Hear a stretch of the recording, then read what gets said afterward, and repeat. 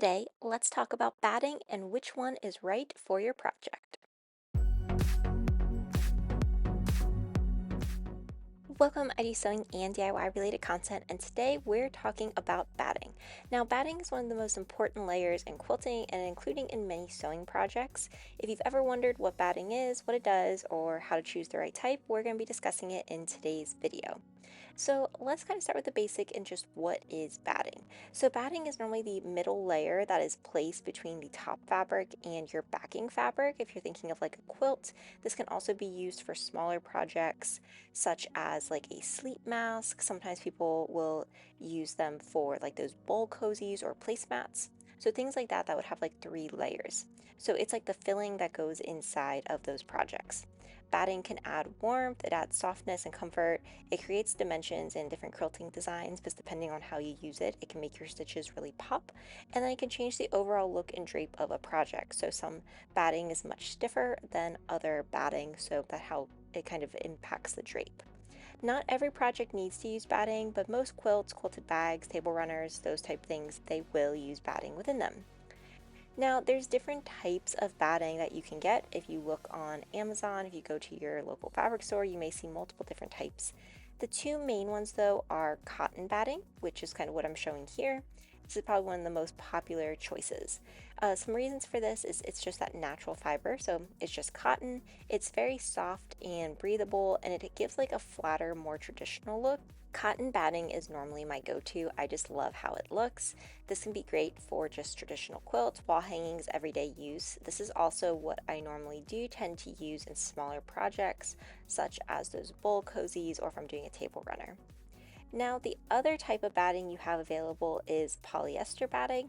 So this does have a different look and feel. It normally looks extra puffy, so it can hold its shape really well. It does tend to be slightly less expensive, and this is best for like if you want your quilt to really have a lot of dimensions, or this could be for comforters. Some people will use them for decorative projects. Now, for polyester batting, a lot of the times you will see it say like low loft or high loft. So the loft is really referring to just the thickness and puffiness of the batting itself.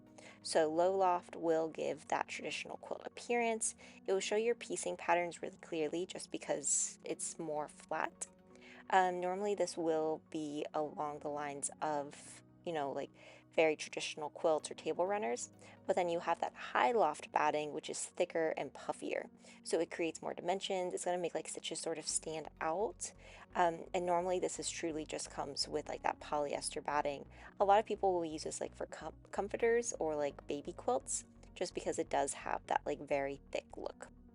Now, besides those 2 battings, you do have a couple other options. There can be actually blends, and then you can even start to get into different things like such as like wool batting or specialty batting, such as like bamboo or silk or recycled fibers. So there's lots of different choices out there. So you're at the store, you're trying to figure out which batting you should buy. Here are some questions you can ask yourself when you are planning out your project. How warm do you want your project to be? If you are in a very cold climate, you are probably going to want something that is nice and warm. So I normally go with like cotton batting or even wool batting if you wanted something that was like just super, super warm. You could also want it to be how flat or fluffy you want it to look. That will really depend on what type of batting you use. How often are you going to be using this, having to wash it? I do find, at least for myself, that cotton batting washes so nicely. And then, do you care if it's like a natural fiber or not? I know some people really take into account that they want to use only natural materials when they are sewing. So if that is the case, then that really kind of narrows down what you have available. But it's just something that you can kind of think about. For beginners, I normally do recommend like a cotton or even that cotton poly blend. I started with cotton batting and I just feel like it is one of the best ones out there. It always holds up so, so nicely. So I hope that this gave you some information about the different types of batting that is available. While it may be inside your project and something that you don't really see, it really does have a big impact on your final results. The type you choose really affects the warmth, texture, and the fluffiness of whatever project you are making. If you enjoyed this video, be sure to like, comment, and subscribe, and let me know what you want to see next. Thanks for watching.